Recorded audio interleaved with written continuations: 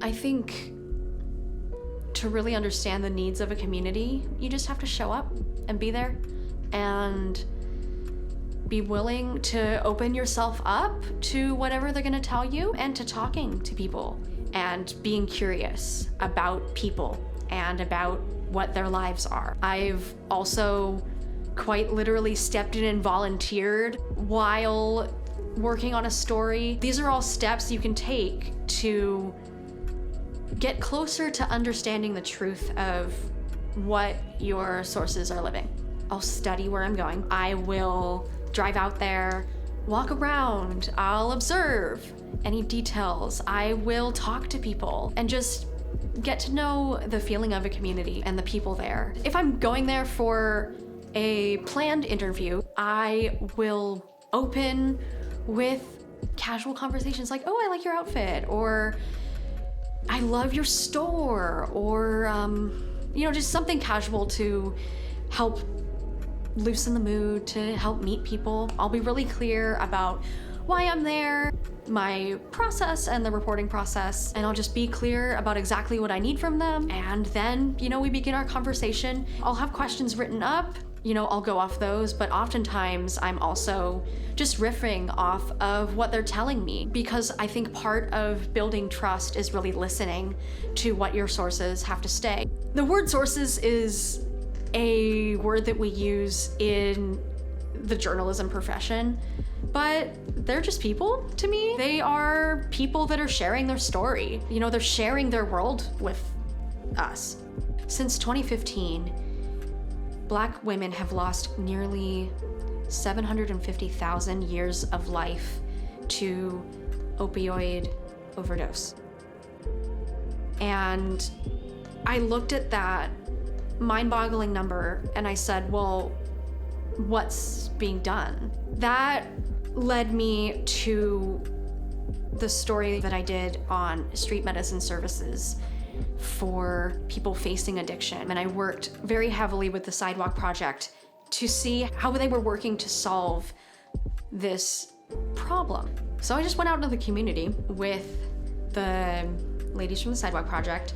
I think seeing how these ladies really worked so hard to make sure that there was wellness circles, drumming circles, art supplies, poetry, books, and Narcan, and food, hot meals for anybody who needed them, showers, restrooms. The lesson there was just meeting people where they're at solves the problem. It works towards a solution to such a big problem. By not having these basic services, women are quite literally losing years of their life.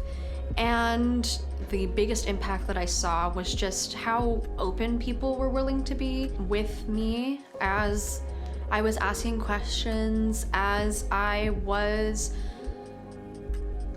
following them around as they provided services to people. The more that I went, they would tell me more, and it would become less like an interview and more like a conversation and more like a, hey, can you hold this? Can you help me with this or that?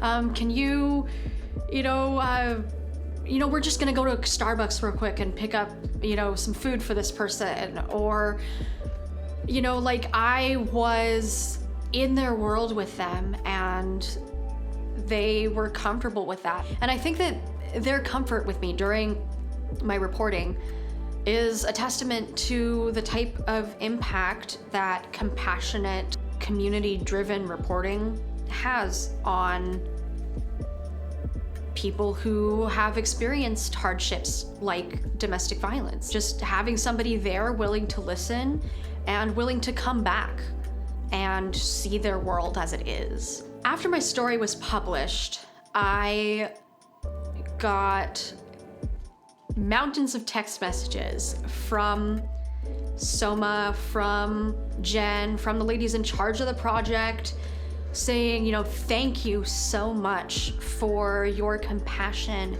your empathy in telling this story. And as the reporter, knowing that I made such a positive impact with my words was special. But I think one of the biggest impacts I saw too was the recognition that the story got from the LA Press Club SoCal Journalism Awards. It was my first time being recognized in that way, and to me it felt like, oh, you know, I was telling this very vulnerable story, and I was wondering, you know, does it feel icky that, you know, people, you know, bared their lives to me, and now here I am winning this award. But what I realized was, and I realized this as I, you know, was texting Jen and I was texting Soma and going like, oh my gosh, we won, you know? And that's the crux of it, right?